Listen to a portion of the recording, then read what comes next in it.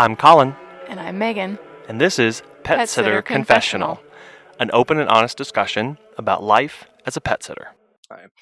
Well, hello and welcome back. This week we're talking all about burnout with the wonderful Colleen, coach and podcast host. Colleen is on a mission to help pet professionals feel valued, supported, and energized. Colleen, thank you so much for coming on our show today. Can you please introduce yourself and tell us about what you do? Sure, Colin. Thanks for having me. It's sort of funny having a Colin and a Colleen on the same show. I'm Colleen Pelar, and I was a dog trainer for 28 years, and I wrote 3 books on kid and dog relationships. The one that's probably most well known is Living with Kids and Dogs Without Losing Your Mind. And now I run programs and coaching, helping pet professionals of all types manage their stress and find more joy so that they can continue making a difference without burning themselves out, because so many pet professionals are really struggling these days. Yeah, it really is a chronic problem. Why are you so passionate about helping pet professionals specifically? I am passionate about pet professionals specifically because these are my people. I mean, honestly, that's the big part. I had my own battles with burnout and compassion fatigue. And for a while, I was working with a seminar company doing sessions for all sorts of clients that were completely unrelated. So I did lots of government work, Verizon and the FBI and FEMA, and those were fun and interesting and engaging, but they didn't connect with me on a soul level. And then when I would do sessions with veterinary groups or rescue groups, there was more of me showed up, and I felt like there was more benefit there. And I was a little afraid to dive into that group because I knew how much pain was there, but it's been really, really worthwhile and rewarding. Yeah. So why? What about being a pet professional makes us so exhausted and burn out so quickly? Well, I think the biggest thing is that there's so much passion for serving the animals, which is wonderful. We get a lot of benefits from interacting with them and connecting with them, but it is a profession where we have to love people too. And that part can be a little trickier for many of us. Yeah. And we have to really connect with the people in ways that help us. Because if we don't, we get into these situations. And I can't tell you how many pet sitters I've talked to who say, this is my most annoying client, but I love the animals. So I have to keep bending over backwards and accepting late payments and letting them change my schedule all the time because I don't want the animal to suffer. Right. And that's a really valid point. But it puts you between a rock and a hard place when you are making your choices based on someone else's needs. And so there has to be ways of creating boundaries where everyone wins. Yeah, because so often in this industry we hear, I'm not a people person, I'm an animal person, but in the business side of things, you're interacting with people constantly. You don't exist in a vacuum. You're not just taking care of pets. And that can, if you don't have all, good coping mechanisms or good supports in place, you can really start to get hurt, emotionally and everything else. Yes, absolutely. You talk a lot about burnout, but you also make a distinction between burnout and compassion fatigue. Why do you make that difference? I think that we could probably use them interchangeably if we're staying away from science and the literature. But for most people, burnout is a great overall label. But if we're thinking about what the distinctions are, burnout is about circumstances. It's about not having enough of something, not enough time, not enough sleep, not the right team, not the right experiences, not the right schedule. You're just running on empty and you can't handle it. Compassion fatigue is about the stories and your heart. So today, just before we spoke, I was talking to a trainer who had been having a consultation with a family that's really been struggling for many years with a very, very aggressive dog. And there isn't a lot of hope that they're going to be able to turn this situation around smoothly. And the family has also recently lost the husband and father after a short illness, and they're having all of the trauma of that. And now this incredibly aggressive situation with their dog. Yeah. The trainer is not upset about how do I schedule these appointments? What kind of training mechanism should I use for this? What kind of treats will work best for the dog? She's worried about how do I help these people who are currently in agony? Yeah. And they're turning to me to say, save me. And I can't save them. Wow. That's compassion fatigue. Yeah, and we do find ourselves in that position more than I think we even like to admit, Yeah. because this is something that people are very passionate about, and you become very emotionally entangled with your Yes. clients, and you become part of their family, Mm-hmm. and really good friends sometimes, and you can wind up in these situations where you don't know what to do because Right. you want to help, but can you, and how should you, and that kind of stuff Right. is, yeah, Right. gosh. And how do you process and move through the emotions? Like which parts of that are yours to sit with the person in that tough moment, and which parts are yours to hold later? And for Mm, me, I wasn't able to let things go later. yeah, Like I right. was really good at sitting with people in the tough conversation and then really good at replaying that tough conversation in my head for weeks on Yes. end Mhm. afterwards. That's the unhealthy part. That's the part that we're wired to do. It's normal, but it's not helpful because we have to just do the best we can in that situation and make choices, but not keep living in that situation. Right, and as you touched on earlier, of also having healthy boundaries and making a Mhm. decision, should I be investing in this right now? Mhm. And Yes. and if you do decide that, it's kind of that, like, I like to think of it as like the 10x rule. If you do it one time, would you be willing to do it 10 more times? And is Yes. that healthy for you? And where do you start drawing those lines? Yes. So what are sorry, you can go ahead. Well, I was thinking the 10x rule is a really helpful one for people to keep in mind. In the book, The Willpower Instinct by uh, Jill McGonigal, maybe. Um, there's an experience where it's talking about how we give in today to things that we're totally going to be good about tomorrow. Tomorrow, I'm Mm, going to hold this boundary, but today is okay. She says, so one thing to try is to say, okay, if I have a Snickers at 3 o'clock this afternoon, then I have to have a Snickers tomorrow at 3 o'clock in the afternoon. yeah. And today, I don't want one tomorrow. Today, I'm really clear that tomorrow is Wow. a good day to not have a Snickers in the afternoon. And so that might help me today not to make that choice. And so when you're doing the 10x thing, it's the same concept Mm, that if I say to a client, I need to have, my schedule set a minimum of whatever your limit is, 12 hours in advance, mm. absolute bare minimum. I will not take changes after 12 hours. But today, Right. someone calls you up and you make that change. Then what if you said to yourself, okay, so then the next 9 times they Times. do this, I also have to agree. Your brain is going to go, no, no, no, no, no. Yeah. But today isn't as strong. Yes. So Yeah. it's a really helpful framework and not one to be discounted. Yeah. It's just start adding zeros to number of Hmm. times or amount of money you're going to spend on something, and you can really start to see, ooh, that's not Yeah, scalable. Yeah. right. Yeah. So what are some early warning signs that you're approaching this burnout compassion fatigue? Well, one of the biggest ones we've already touched on a little bit is that we get really tired of the people. Mm, We get cranky about the people. We feel frustrated with the people. And those could be people on our team or they could be our clients, but mm, just the human aspects of it. We start feeling disconnected and misunderstood. Like nobody appreciates everything I do. mm. I work so hard and nobody even cares. They just think that I'll just come around and do that.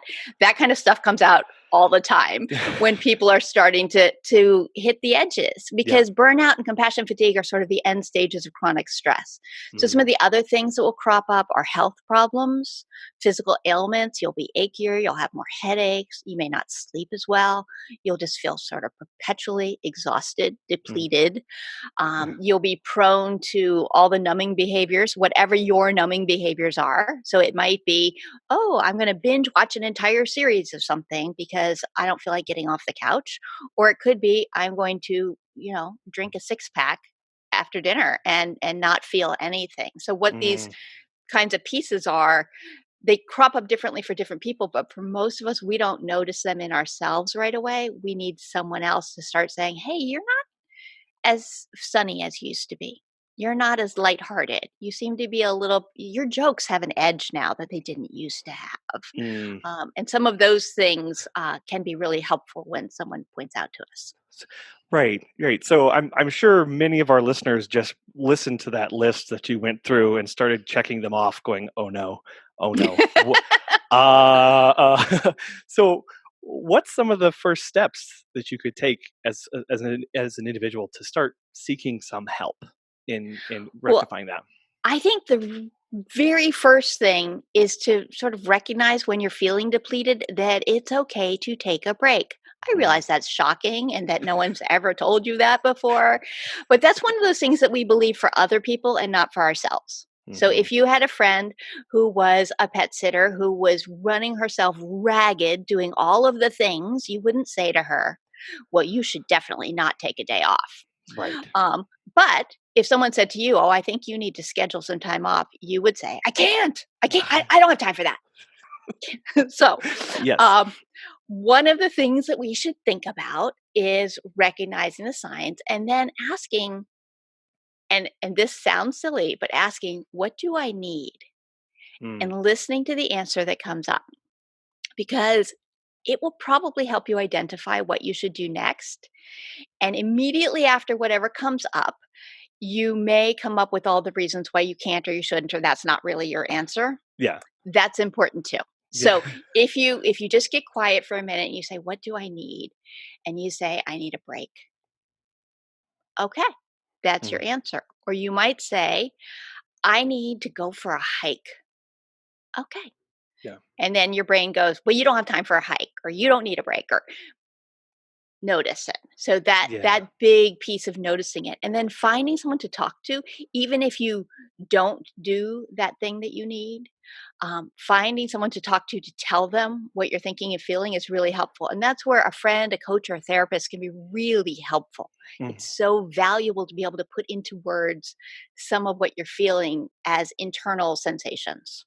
yeah. Yeah. I the key for that was to me was to take some time to just be still, right? Hmm. To just sit and be for a little bit because we're running around from client doing walks, drop-ins, all sorts of things, boarding in our home, trying to maintain a social life and a family life and all of this stuff. And if you never sit and just listen to what Hmm. you need and Yeah. take that quiet moment, just, you know, 5 minutes. Could you do Hmm. it in 5 minutes? You know, that kind of I if you never do that, you'll never be able to start processing these emotions and these and really Right. what your body's telling you needs to happen. So I really like that. Just be still, be still, and Yes, that's and you can squeeze it into really small moments, like you said, that 5 minutes. I was talking to someone this week, and she said that she builds in a little wiggle room between her appointments just in case of traffic. So she Mhm. often finds herself parking one street away so that she's not in someone's driveway, and doing a breathing meditation for Mm, 2 minutes, 3 minutes, 4 minutes, whatever she has. Whatever her wiggle room was. And she said it just gives her a chance to recenter herself and show up at her next appointment thinking only about the next appointment and yeah. not about all the ones that she had to do or all the emails she has to return and all that Mm, other stuff. And for many people, those moments of quiet are deeply uncomfortable. agree. And that's important to know too, because if you don't know that, then you go to the, well, that works for other people, but Mhm. that doesn't help me at all. Right. It doesn't help you because you need it. There's a meditation quote that's like someone asked a Buddhist monk how much should people meditate, and he said, "Well, everybody should meditate at least 10 minutes a day, unless you don't have time, and then you should do 20." And I thought, "Oh, that's true." And when I Yeah, started meditating, 3 was really long for me, painful and yeah, uncomfortable, and I would be like, "I'm really calm. Oh, wait, I have to write that down. I yeah, just thought of something. Oh, I'm so calm, very peaceful. No, wait, wait, wait." yeah. Uh, so learning to be comfortable in these little moments of Mhm. quiet, you don't have to say, "I need an hour of quiet." Yeah. Taking 2 minutes and really just having 2 quiet minutes has value and is a skill well worth developing. Yeah, yeah, and because that just immediately combats that excuse of I don't have time. Well, Yes. busy people actually need more of this than anybody Mhm. else and need to carve out that time. And Yes. whether it's 30 seconds, whether it's a minute right before you go into the door, because as you mentioned, when you've got stacked up appointments back to back to back to back to back, there is this snowball effect of Mhm. that first client's door didn't open right, so you're a little agitated, and that second one that you go in, the dog is just not obeying today, and then by the time you reach that last client, you're just, rah, Yeah. really agitated. And if you haven't taken these break measures in between to say what happened in the past happened, Mhm. I'm not going to put that on this next one. And you can really catch some of these emotions and things that you're dealing with throughout the day instead of having to all of a sudden unload or do whatever at the very end Right. with those numbing mechanisms you'd mentioned very early is, Mhm. preventing that to get to that point. Yes. Yes, and I think it's really valuable and tremendously underestimated. And that is one of the problems with any of the strategies and techniques that people talk about for resilience is it's really tempting to say, well, like I tried that, didn't Mm, work. yeah. Yeah. Because they're practices. Like I Mm, assume yesterday you were hungry and you ate, mhm. but that clearly didn't work because today you're hungry again. It was a waste of your time. So, no, some of these things are little resets in your Mhm. day, little ways of saying, okay, stress happens. Nobody's going to avoid that. There's no perfect blissful utopia where we get to go, yay, look at me, I've achieved it. But if you get the skills, you can kind of go, well, that was terrible. That was the pits. It was horrible. And I can go, well, I learned a lot from that appointment and I have things I can do differently so that won't happen again. Mhm. And I don't need to bring that stress into my next appointment. Right. That's resilience. It's just kind of going, that did not work. What will I do differently next time? It's sort of learning in that moment.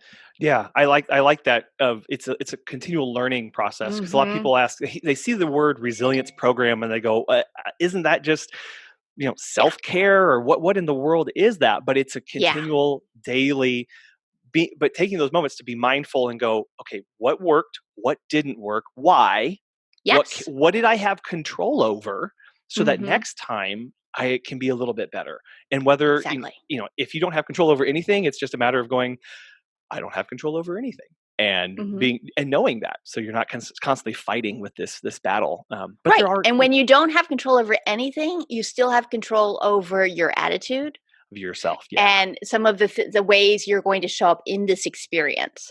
Um, and and let me add in there that is a learned skill as well. Mhm. so um, so when I say we can control our thoughts and our feelings and our actions and our emotions, those kinds of things, we can't always. Sometimes Right. we're hooked and we Hmm. go "Phew, off. I got reeled in. Whoops, that happened.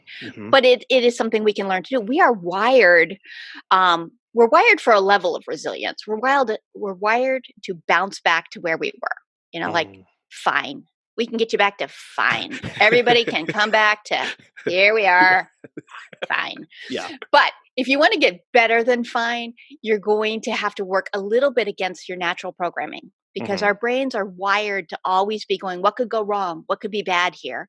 And if you spend all of your time in that mode where you're constantly scanning the environment for how many emails do I have to respond to? Oh my gosh, I need more clients. Oh, this, that, all the threats. You're gonna okay, you'll bounce back to fine, but it's a really rough life. But if you Yeah. can learn use tools to move yourself forward and make deliberate choices about what you're going to change and do Hmm. and grow from, that's where the fun comes in and that's where the changes stick so that Mm. it isn't so much work anymore. Yeah. And one of those big things you mentioned early on is having somebody to talk to. Oh yeah, And in the pet care industry, lonely is a word that's very lonely. common. Why? I'm sure a lot of us know this, but why? What about this profession makes it so lonely? And what are some ways we can cope and combat those feelings day in and Yeah. day out?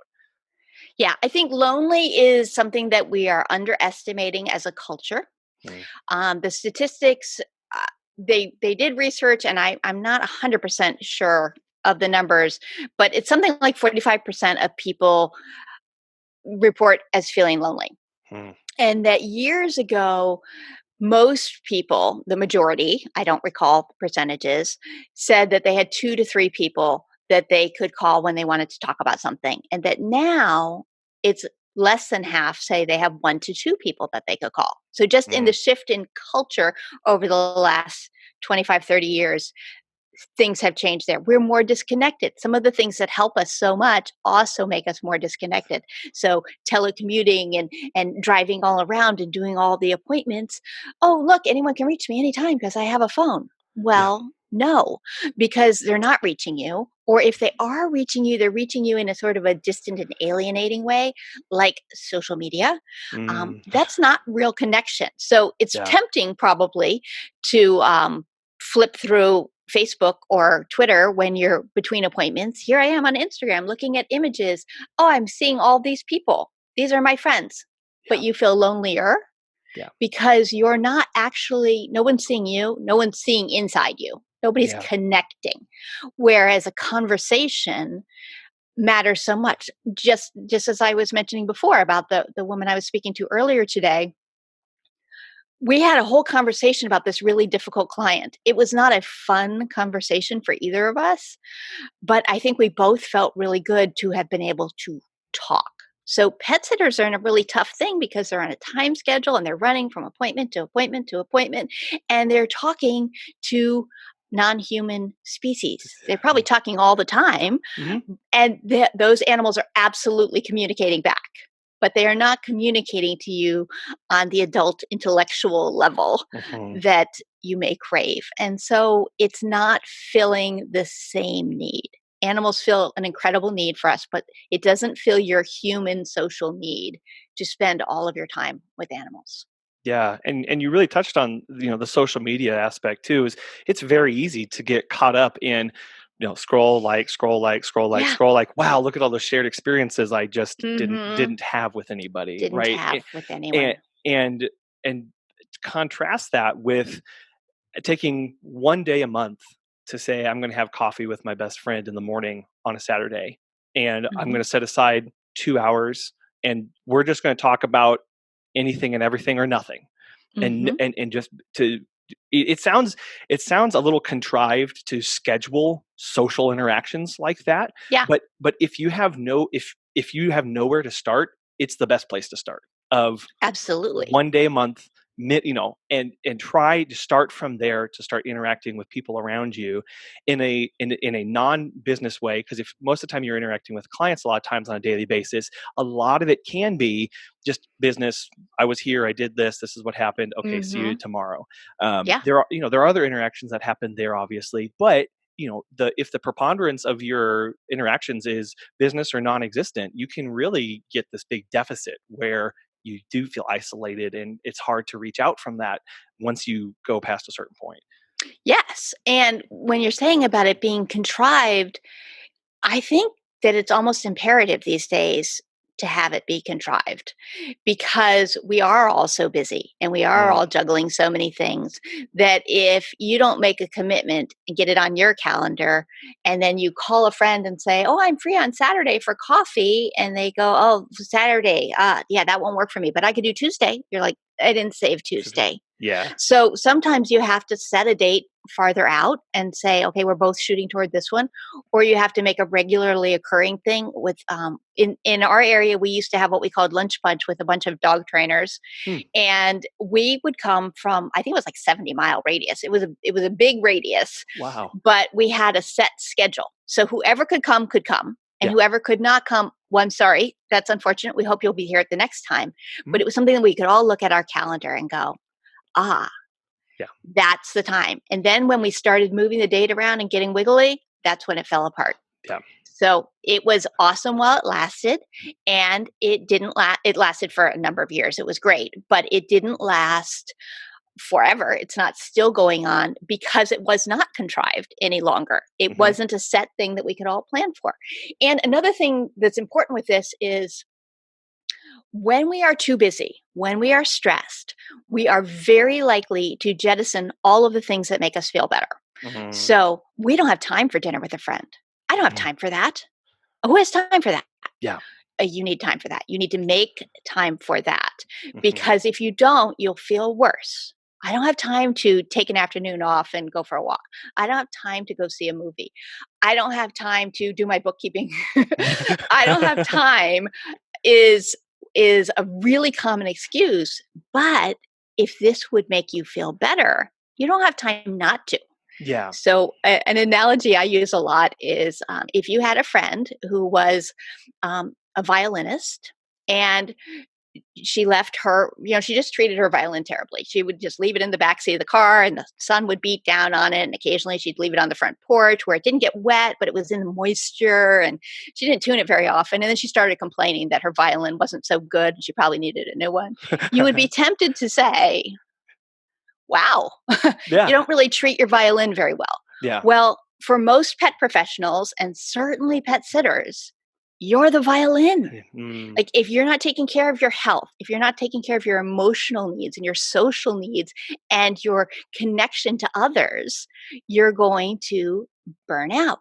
And then all of those clients that you've been pulling yourself so thin to serve are going to be in a real lurch. yeah. That doesn't help anyone. Well, how is that good sense?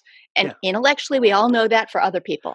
It's awfully Yeah. hard to hear for ourselves. It's not fun. No. It's not fun. So, No. yeah, so schedule, be contrived, find some time to do the things that fill you up. Right. Well, and I think when you put something on, pen and paper or in the calendar of your phone, all of a sudden you're elevating that priority level, right? And Hmm. then whether you keep that or not tells you if it was a priority. Hmm. And so part of that process can be, you mentioned stress people drop what they love the most the very first thing because they Hmm. need to be working on this other Hmm. stuff, or so they think. So taking that time to make that priority list and go, Yeah. what must I do every day? Who must I be with every day? And then it becomes a lot easier when you need to start saying no, because a lot of Hmm. this comes down to, when do you start introducing that terrible word that nobody wants to say ever? No, no, I can't. Yes. I can't add another walk. I can't add another drop in today. I'm booked. That's really scary for a pet sitter, is to say no Hmm. to somebody, because Right. that's business. And Hmm. it's just a little bit more time. And okay, I'll go to sleep a little bit later, and I won't have dinner with the family, or I'll miss that thing. Those can get pushed aside, and you start losing these priorities that you had in search of service, in search of this passion that Right. you have. And taking that moment to step back and go, where's my balance? Yeah. Where can I re-level here? Yes. And recognizing that if you make a commitment to yourself and you don't honor it, and I'm so guilty of this. I am not saying I'm good at this. Yeah. So you make a commitment to yourself and then you don't honor it. You're like, "Oh, look, I do have an opening on my calendar. That time that I was going to take for me, I can totally give to you." Yeah. Shows you something Yeah. about your people pleasing skills, about Mm, your anxieties, about your, what are you hustling to earn here? So yeah. it's not just earning your living, but are you hustling for worth? Are you hustling for acknowledgement? Where are you prioritizing Days- other needs Yeah. that maybe you should at least look at those. Look Yeah. at the choices you're making, because now and then we all make a choice. That's fine. I'm not saying that. But if you're consistently a person who does not honor your commitments to yourself, but you would never let someone else down, Mhm. which quite frankly is most pet professionals, Yeah. um, that is something worth exploring and looking at and seeing how can you live your values across the board Yeah. and show up as yourself in all the areas of your life, and you will be better for it, absolutely better for it. Yeah, yeah, 100%. It's just taking that time, because a lot of times you can look at that time that you could just have blank on your calendar of just me time, or Hmm.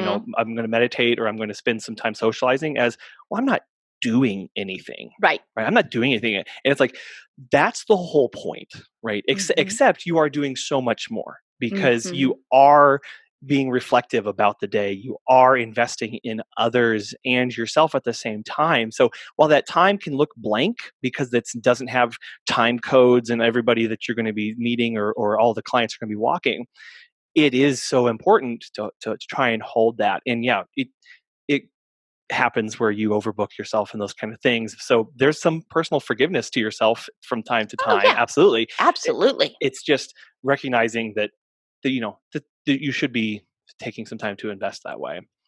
And that's where that whole learning piece comes in. So, because we aren't always going to do things right. And so you can say, well, I didn't handle this part as well as I wanted to. I overbooked myself. And just hypothetically, let's set an example.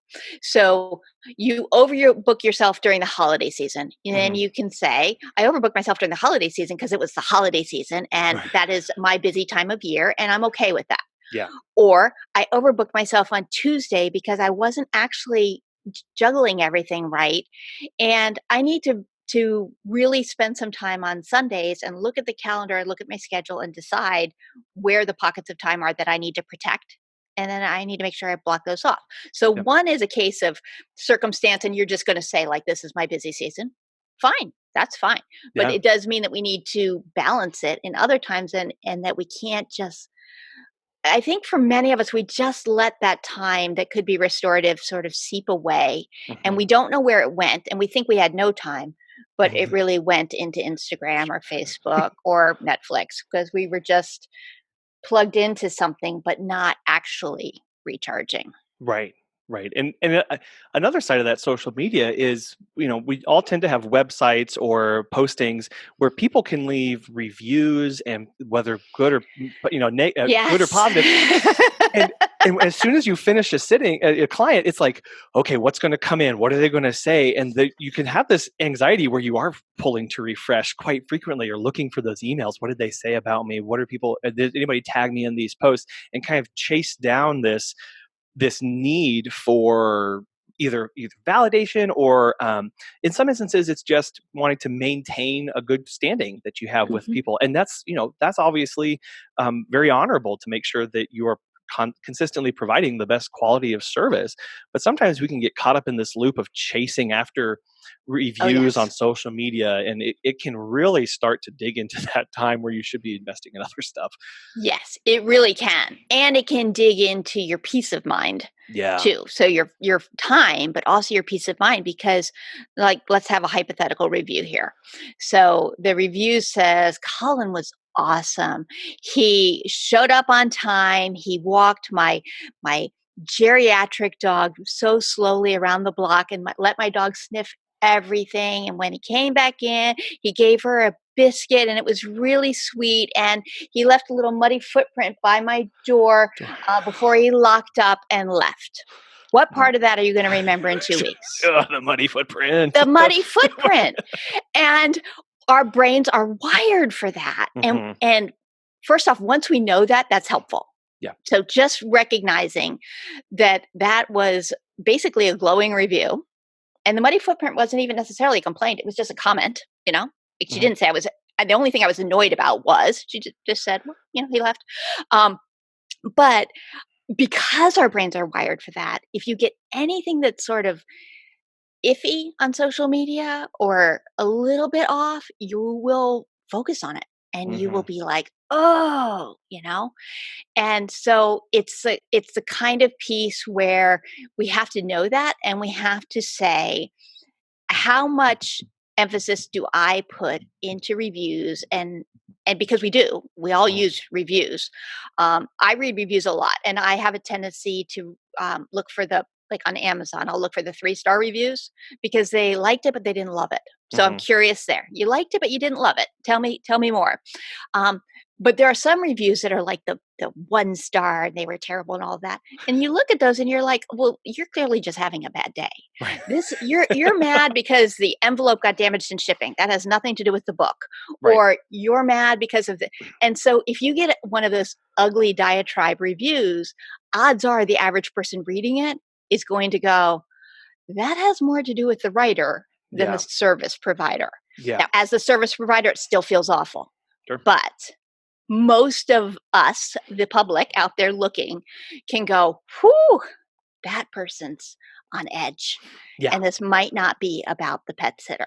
Yeah. Yeah. Again, that gets back to the like, well, I don't know. it's kind of the inverse of, well, that's good for somebody else. It's, Mhm. well, I'm the only one who sees what was intended here. Nobody else will see what this person was actually trying to get across.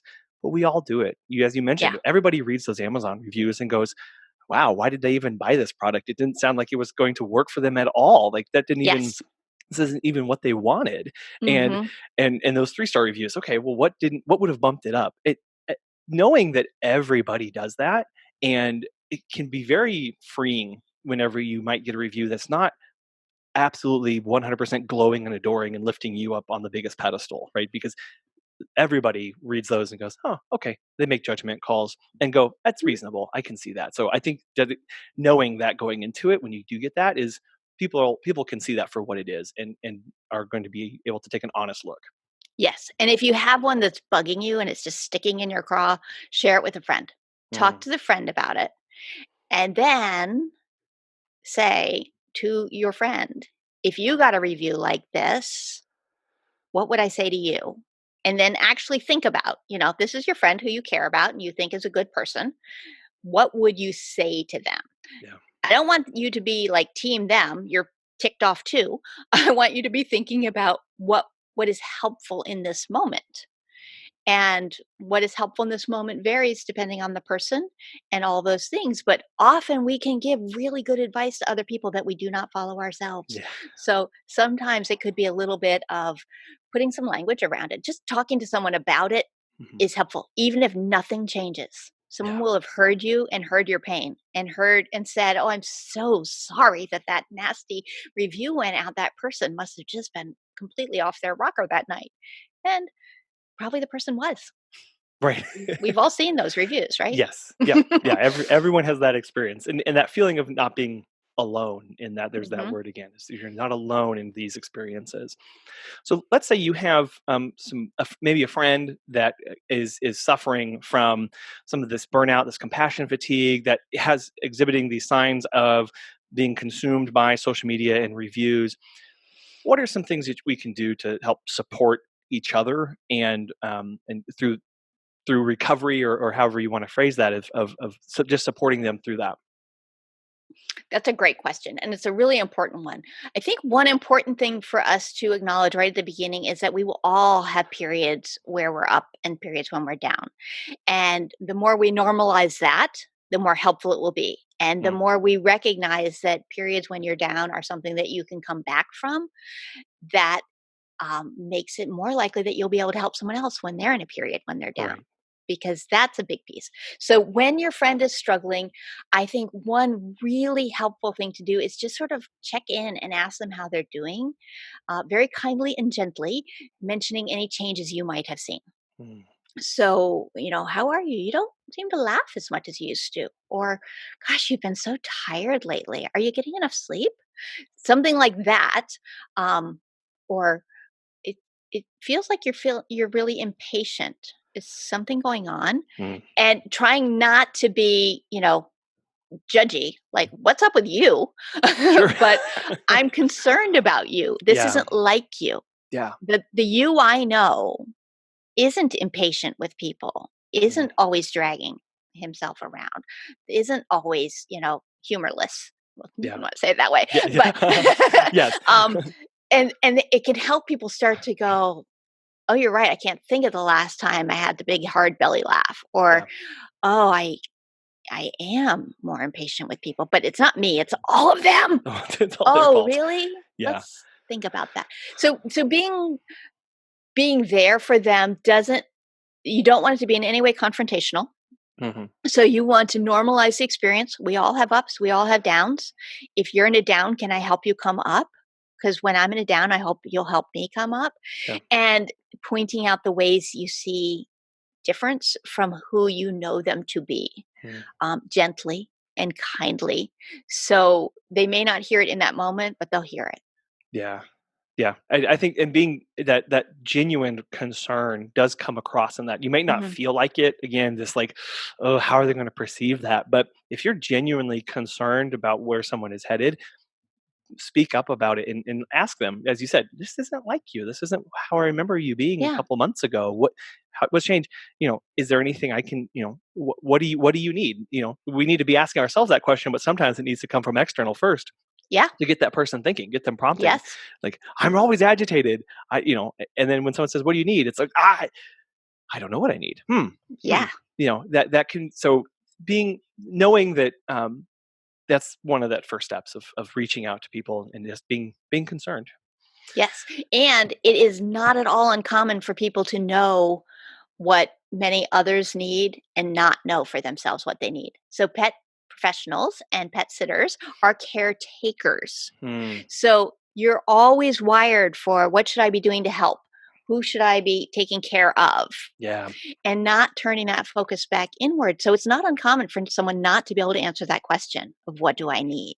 Yeah. And also, I think the more people share their own personal struggles, the more it normalizes it, Yeah. because when I was having trouble, I sort of felt like it was just me being a wimp, because nobody had said, "Sometimes I really hate this job." Yeah. Oh, really? Me Really. too. Yeah. This job that I love, that I've spent a lifetime pursuing, sometimes I really hate it. Yeah. Shh, Sure. you know? Yeah. Don't tell anybody, but tell everybody kind of thing. Yeah. Yes. Where you feel Yeah, that. that Yeah. there's hard part, and, that makes the hard parts easier. Yeah. Watching carefully, though, because if we all get down, then we get into the negative, and then it Right. becomes the us versus them silos. Yeah. Well, the clients are just terrible. Uh, as a dog trainer, I used to marvel that we had the most awesome clients. We had just incredible clients, and I would go to conferences, and people would be like, "Oh, we have the worst clients," and I would think, "How can that be? Because our clients are amazing." Yeah. And then the more I realized, I was like, "Oh, no. It's not that my clients are better than your clients. It's that my group's attitude about people in general and about the experience and about the work across the board is usually higher than yours. We Yeah. we are less depleted." And so that's an important piece, because when you're sharing with people, you want to make sure that we're not just sitting in the cesspool and rehashing the bad stuff, but always exploring and looking, well, what do I need? What would change? What can we Y- do next time? How can Yeah. we do this differently? Yeah. Yeah. Growing. Yeah, growing is the key to that. It's, yes, get down in the mud, share, really sit with those uncomfortable feelings, as you did earlier, and go, I don't like being here, down here in the mud and the mire and the murk. But that's where you got to be if you're going to grow, right? You've Yep. got to really get that worked in so that you have some place to go up, and then start looking up and Hmm. outward and going, okay, where next? What do I need? How can I move forward? And part of that, sometimes, you can get in that mindset of, when you're down there in the dark places, of, well, I just need to toughen up. I just need Yeah. to grit my teeth. I just need to grin and bear it. And that's not really growth or helpful. And No. No. yeah. No. And yet that's how many of us feel. It's definitely how I felt. So many times I was told that I needed to toughen up, that I was, No. too soft or too emotional. And the thing about emotions is there really aren't good or bad emotions. Mm, There are comfortable and uncomfortable emotions, yeah. and they're all there to teach us things. So when you're angry, it inspires you to take an action. There's something that you think needs to be changed. Mm, So get to work changing it. yeah. Don't just be angry about it, but get to work changing it. Um, Things that make us sad, recognize loss and connection, and how can we feel connection to feel less sad. So the more we recognize that emotions are always guiding us in some way, they're Mhm. communicating with us, the more we can figure out what it is we need to learn to ride the emotions, and to use an analogy I heard, be a slide for them, to let them go through us and pass along and move to the next thing, rather than a sponge where we absorb them in and hold them tight and stay with it. Yeah. So learning to be able to consciously shift your emotion to a more positive, comfortable Yeah. um, experience is a really valuable skill to have, Mhm. but not at the expense of denying the negative emotion. Mm, Recognize it, see what it's teaching you, do something, and then learn to shift is a real valuable thing. And knowing how to do that is not natural. I think we are doing a mm, slightly better job of teaching children how to do this. There's much more information about um, communicating about emotions with children now than there was Yeah. before, Hmm. but we are wired for negativity. So Mm. you're probably going to need some books or some help or some people to talk to. You're not just going to naturally go, oh, look, I have a new skill set because I decided. It takes practice. Hmm. Yeah, no, it's very interesting you mentioned that because I notice in my kids when something bad happens, it's clam up, anger, shout, fresh, gnash teeth, bang around, and how common that is in adults. Of I just am going to just do this, and I'm going to be angry about it, but I'm not going to do anything with that.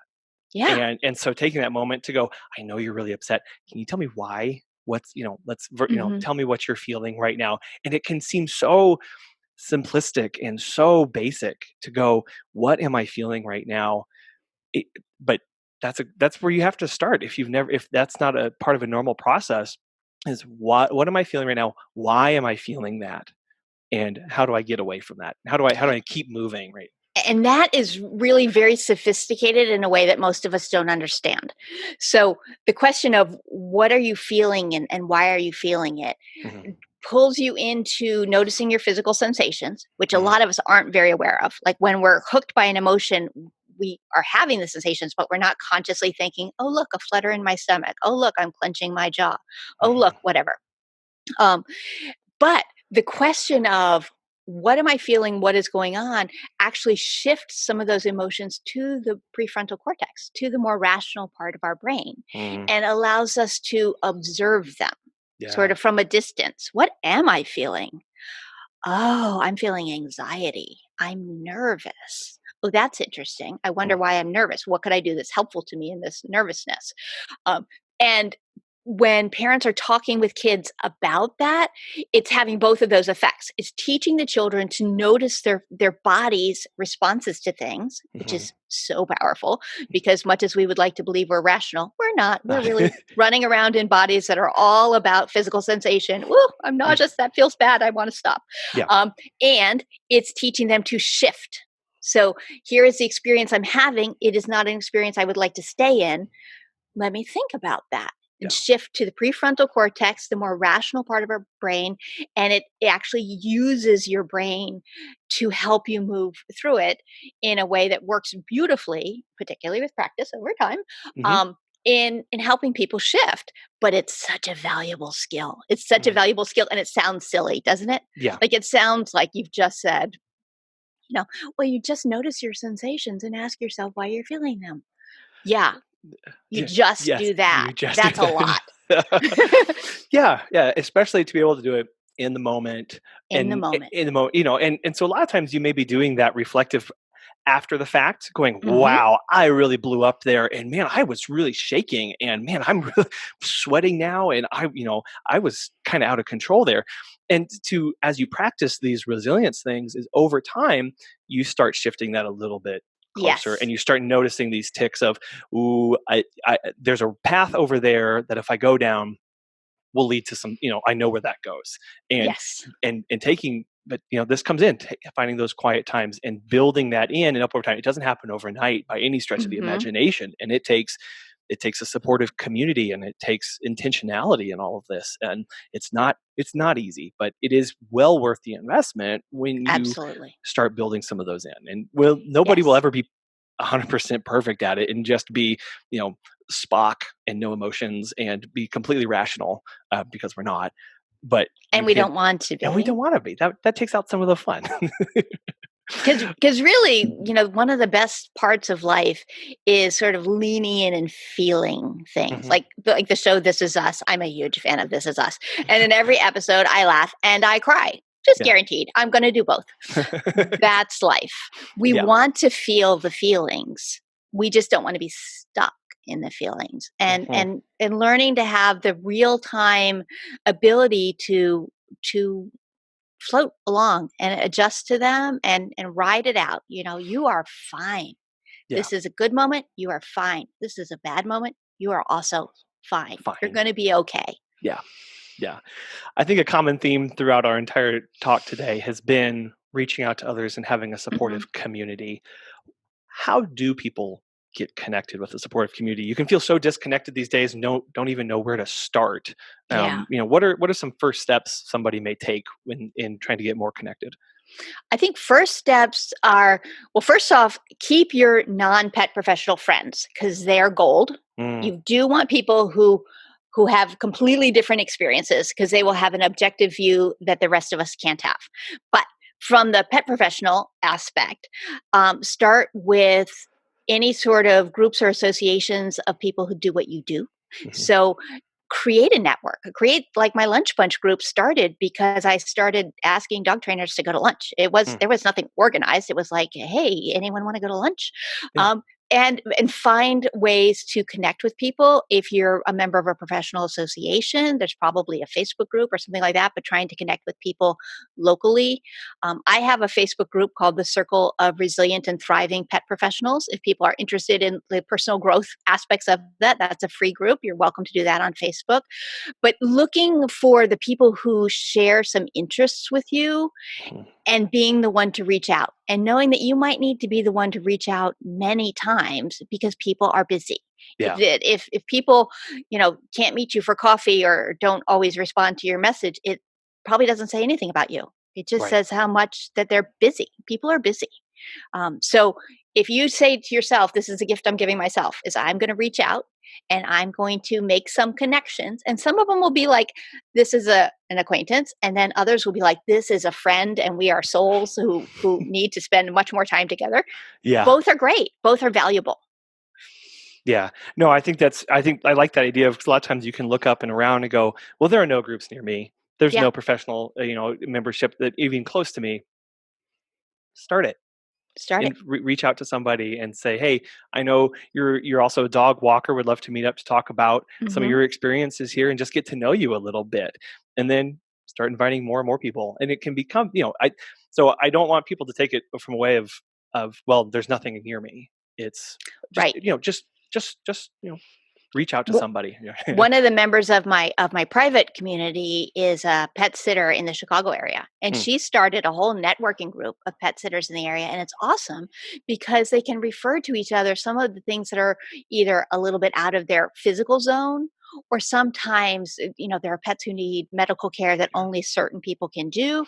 It's wonderful to be able to refer and say, I can't cover this time, I'm out of town, or I can't cover this issue, but here's someone who you might really like. And it sounds scary and threatening, like, oh no, no, oh no. no. But the reality is the more you do that for other people, the more they do it for you, it will build good Oh, things for you. And it will give you someone to talk to when you say, I'm really struggling with this problem. I don't know how to handle it. How do you handle it in your business? yeah, They'll tell you yeah, if you're part of a group as opposed to the competitor who's right, sneaking yeah. up to learn their secrets. Really shifting that mindset of Mhm. competitor to assets that are around you because it is so helpful. As you mentioned, everybody needs help, not just with some of these skills and things and practices that we've been talking about, but also with running their business. Right? Yeah. Everyone is overbooked a lot of the Yes. time and has need to recommend somebody, and building that support network just it lifts everybody up over time when you're investing in not just yourself and helping everybody else along the way. Yeah, it is a huge win. So I would definitely recommend people do that and just start reaching out on a real low key level, and get to know the other people doing your same kind of work and also doing different work. So Yeah. pet sitters should also meet some of the dog trainers, and they should meet some of the vets, and they should meet some of the vet techs and the groomers, but they should really, really know the pet sitters. They should Yeah. know, and you should know who you want to refer to. Yeah. That's important. Yeah. Yeah. It's very comforting too. Whenever I know this person, I know their work ethic. We meet once, twice a month. I have confidence Hmm. because at deep down, we are caretakers. We want the client taken care of. Yeah. Who else to better to refer to them than somebody that you know and have had coffee with, right? That's a much better relationship to be basing it off of. Yeah. And it makes it a lot easier for you to take a vacation too. If you can Yes. say, I'm taking 2 weeks off in July and I know that I can tell all of my clients to go see this person and I don't have to worry about that, you Yes. know? Yeah. Yeah. And it gets back to that. finding that time. This is one Mhm. of those things that you can build in to make that time for you if you ever feel busy. Mhm. Well, Colleen, thank you so much for coming on today. I have really thoroughly enjoyed this episode, and I know a lot of people are going to take a lot out of this. Hopefully, some time to reflect and some things to be looking for, and then building that community. But we've only scratched the surface, and there's so much more. How can people reach out to you with more questions and start getting some help or some directions that they may need? Well, I would love to talk to people. My website is my name, ColleenPelar.com.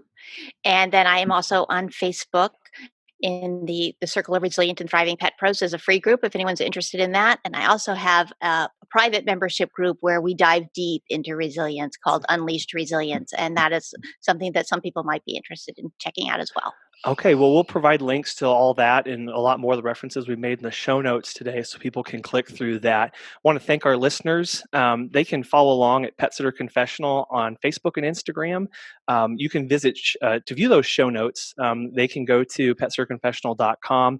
And if anybody else has any other stories or experiences they'd like to share today, you can go to feedback at petsitterconfessional.com. Colleen, once again, thank you so much. And we'd love to have you back on to answer some more questions from the listeners and dive deep into some more topics.